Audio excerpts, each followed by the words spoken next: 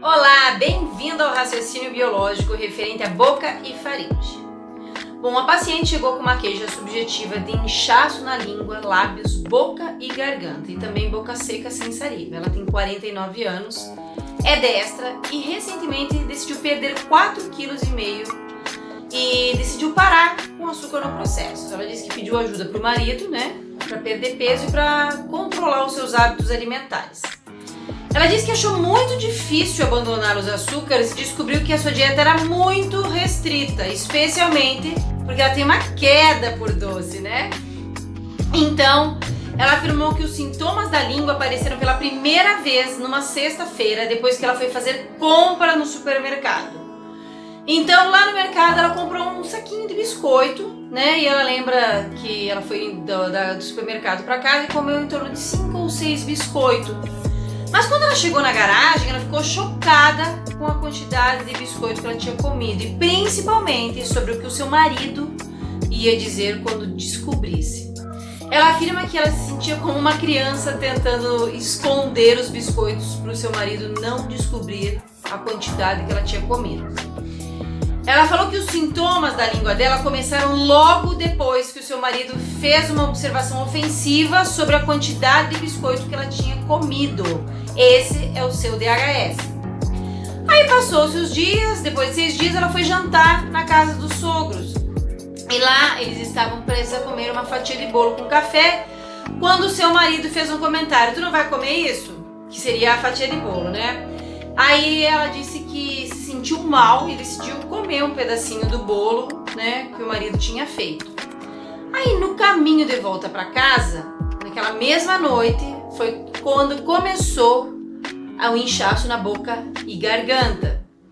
Então nós começamos a conversar a partir da ideia dela parar com essa restrição total e começar a focar em outras técnicas para emagrecer, atividade física, restrição, mas não tão exagerada, Perder o foco e se concentrar na qualidade, então, do que especialmente na restrição, Aí beleza, 3 dias depois, ela disse que ela foi numa festa de aniversário com o marido e ela estava muito tensa e nervosa com o que ela iria comer por causa da antecipação dos comentários do seu marido.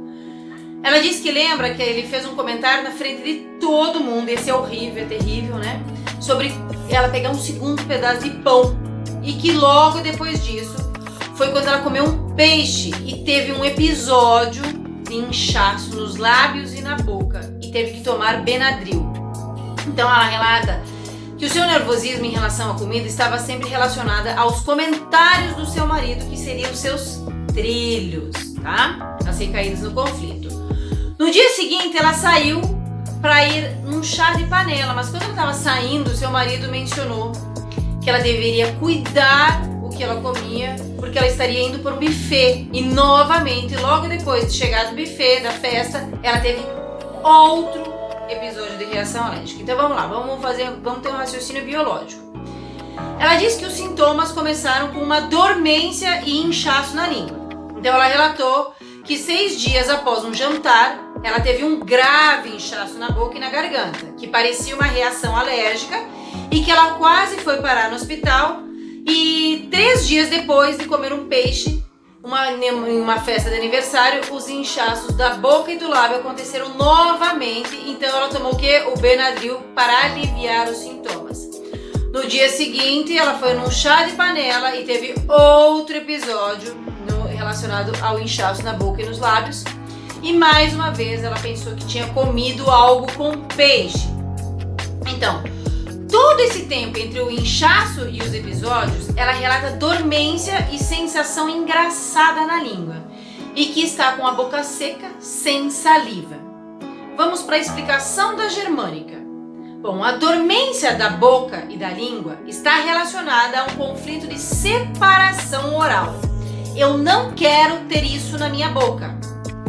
Os 2/3 superiores do esôfago estão relacionados com o conflito de eu não quero engolir isso. As glândulas salivares referem-se a não ser capaz de pegar um pedaço.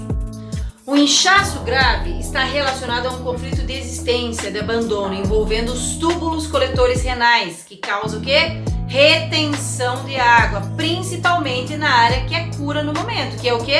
A boca e a garganta. Então, é evidente que os conflitos envolvem alimentos. Por quê? Porque com a cliente atualmente em uma cura suspensa, com faixas que estão fazendo com que o seu corpo responda com essas reações alérgicas, qual é o objetivo disso tudo? É identificar o conflito e determinar as pistas em ordem para que seja permitido a cura ser concluída. Como que significa isso? Bom, a cliente ela foi capaz de entender a conexão da explicação e da germânica e que os comentários do seu marido eram o que ela não queria engolir e que as suas reações ao que ele estava comendo eram claramente os rastros, o que fazia o seu corpo repetir e repetir os conflitos novamente.